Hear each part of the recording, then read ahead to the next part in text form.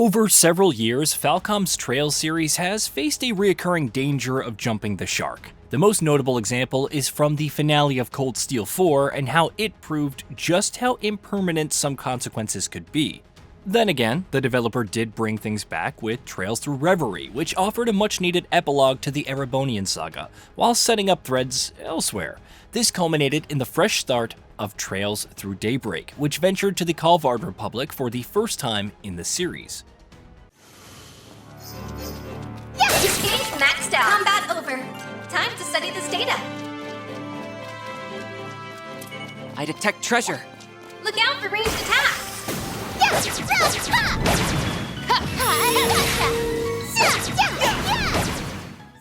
New characters with different lifestyles and luxuries, yet beset by their own dark pasts and worries, accompanied an all-encompassing underworld, corruption, red tape, and new threats.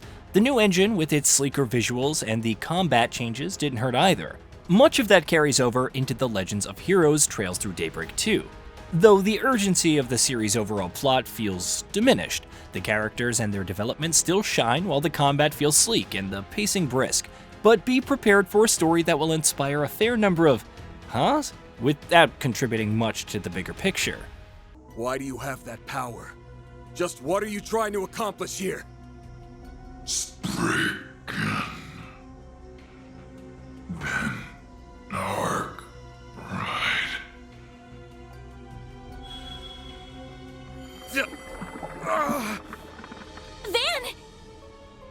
Van!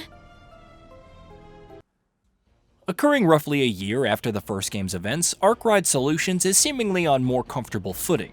That is, until Elaine of the Bracer Guild informs a van of a mysterious crimson beast rampaging through Edith, committing massacres seemingly at random. Its resemblance to the Grendel is far from a coincidence, and thus Van and Elaine team up to track it down. Of course, the Crimson Beast, known as Grendel Zolga, and its identity is only one of the core mysteries permeating the sequel. What is it after? Who is the accompanying AI? There's also the matter of Almada's legacy, an unknown item or treasure of sorts that remained after the organization's downfall. And darn it, if there isn't a mysterious, enigmatic masked individual to deal with, Ouroboros members and their subordinates, or even more newcomers to the cast. Without getting into too many spoilers, the story also introduces a time looping element, where players can return to previous plot points and make different decisions. There's even a visual timeline highlighting the branching nodes. As novel as this is for the series, and as excited as I felt having enjoyed a visual novel like Raging Loop, the time looping doesn't really work in the same way. It's a plot contrivance that becomes severely overdone in some of the worst ways while diminishing some of the bigger stakes. Even without it, the story proves problematic in other ways. It wouldn't be that big of a deal if it wasn't furthering the series' overall narrative, but that's just sadly not the case. However, not everything in Trails Through Daybreak 2 is completely throwaway thanks to the characters. There's a certain warmth and familiarity in reuniting with beloved allies, aided by the mostly natural flow of the writing and conversations.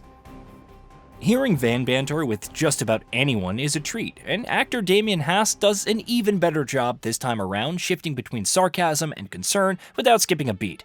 Amanda Lee is also great as Agnes, balancing the cutesy and serious with equal aplomb. Several other examples include Skylar Davenport as Mare, which sounds even more eerily like March 7th than before, Brittany Cox as Judith, the list goes on. Even Swin and Nadia feel more compelling than ever, even if some interactions can overplay the latter's quirks. It's a shame that their talents feel somewhat wasted in what's essentially a filler arc. Those who can vibe with the sequel's atmosphere will find plenty to keep them busy.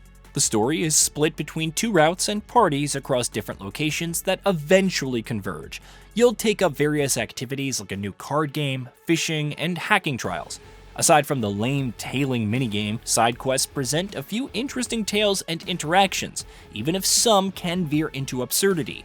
The LGC Alignment also returns, though it's far less important than the previous game and ends up feeling superfluous. Above all, there's the Märchen Garten. The latter is a virtual space which has suddenly become taken over by an unknown individual for unknown reasons. It's thus up to Van and the crew to take it back.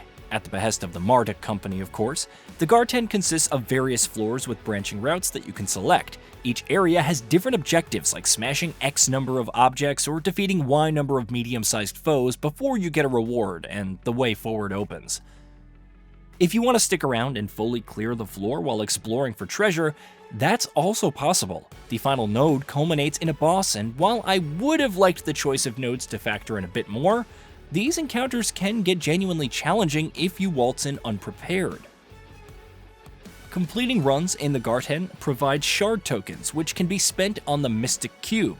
It's a gacha-style system, not unlike that seen in Trails into Reverie, but without the prospect of additional unlockable characters.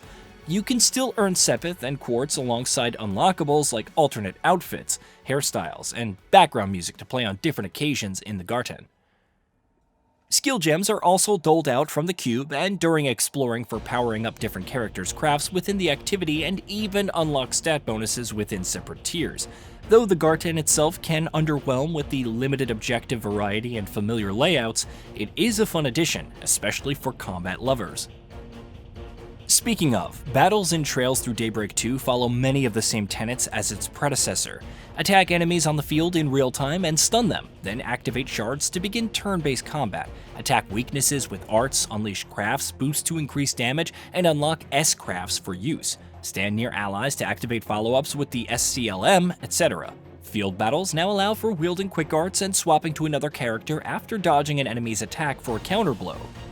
It does add some more variety, especially when dealing with weaker enemies. There are also X-chains, which can activate fancy double-team attacks where two characters unleash their crafts. Overall, it's a solid combat system, even if it can get repetitive in terms of tactics, and the quick arts don't feel nearly as impactful as I'd like. Presentation-wise, the visuals suffer a few of the same issues as its predecessor on the PS5. Anti-aliasing at a distance doesn't look too sharp, and there is noticeable pop-in. Performance is improved, though some dips are noticeable during more over-the-top S-crafts. The art direction remains solid, especially the character models, and it's backed by some pretty good music. The moody tones while roaming the streets of Edith, fast-paced beats, and the violin play during combat. It all comes together pretty well. And yet, Trails through Daybreak 2 doesn't feel like more than the sum of its parts. If you're a fan, and you must be to keep track of everything that's happened thus far, even with the multitudes of recaps, the gameplay, characterization, presentation, and side content can be enjoyable. It just could have been so much more narratively, cheap gimmicks notwithstanding. Hey, did you know that we at Gaming Bolt upload new videos every day? Stick around, drop a like, subscribe, and hit that bell, and let us know what kind of content you'd like to see in the future with a comment below.